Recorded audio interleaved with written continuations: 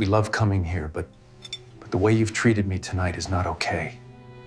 We deserve to be treated with dignity. I grew up believing that family always knew best. My parents were confident, outspoken, and deeply convinced that success could only be measured by status, money, and how impressive you looked to the outside world.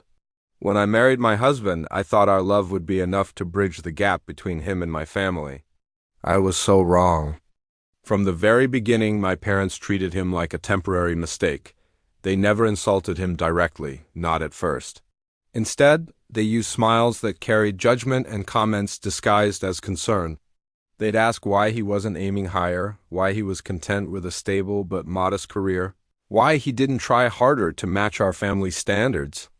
I would just laugh awkwardly and tell myself it would all get better with time. It didn't. Family dinners became performances. My father would compare him to other men's successful sons of friends, business owners, executives. My mother would sigh dramatically and say she just wanted me to be secure.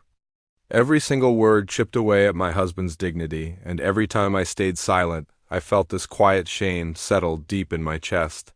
Through it all, my husband never fought back. He remained polite, respectful, and calm.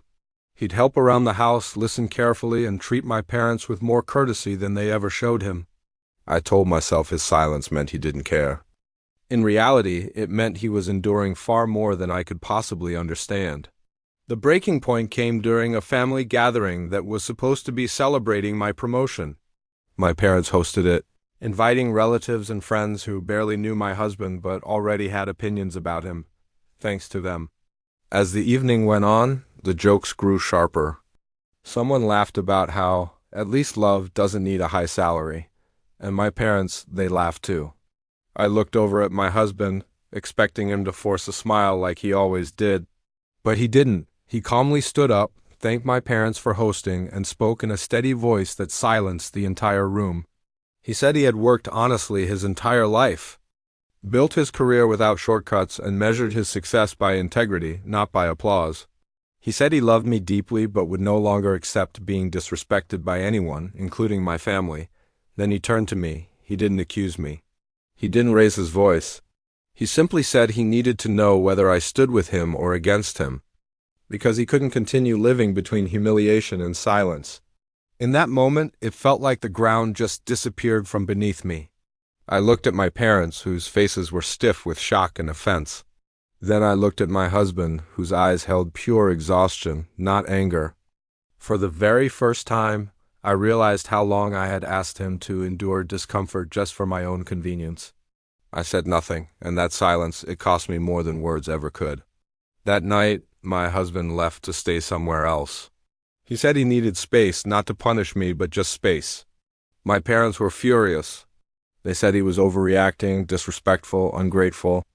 They told me a strong woman would never allow a man to challenge her family. But alone in our quiet home, their words felt completely hollow. I replayed years of memories, all the dinners, the jokes, my nervous laughter. I finally saw my role clearly. I hadn't been caught between two fires. I had been standing safely behind one, letting the other one burn. Days passed before my husband agreed to talk. He told me he didn't expect me to cut off my parents. He just needed to know that our marriage mattered enough for me to set boundaries. Without that, he said, our love would slowly turn into resentment. For the first time, I chose differently. I confronted my parents. Not with anger, but with clarity. I told them their behavior was unacceptable, that my husband deserved respect, and that if they couldn't offer it, then distance would have to follow. They accused me of betrayal. I didn't argue. I simply left. Rebuilding trust with my husband was not instant. It took patience, humility, and consistency. I stopped excusing cruelty as honesty.